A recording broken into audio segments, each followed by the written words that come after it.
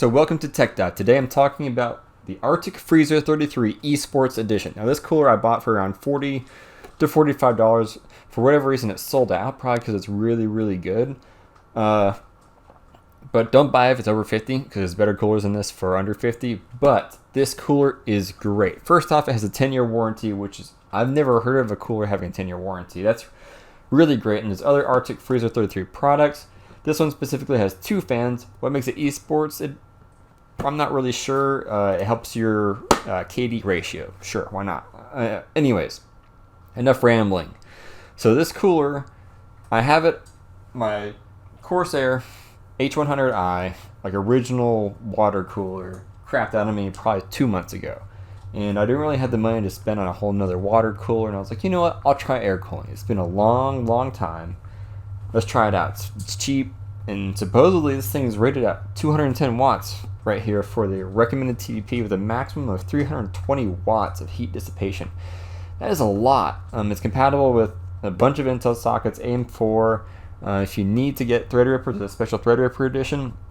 It works with Threadripper. That's a good sign, right? Put it in there, and it is actually really great. At load, when I render out a 10-hour long video, my temperatures, here's the max. The peak temperature on any one of my 6 overclock cores to 4.2 gigahertz with 1.3 volts on each core is 62 degrees Celsius.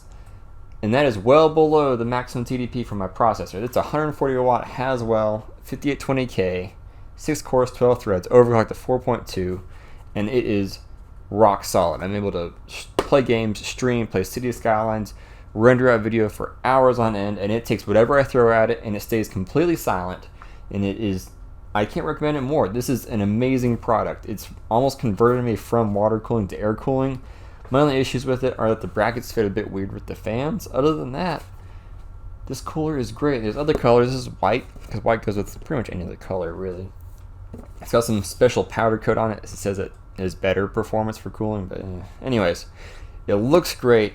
I kind of especially like it because it's not a massive, huge cooler. I mean, the box is this big, right? Well, it's smaller than my head.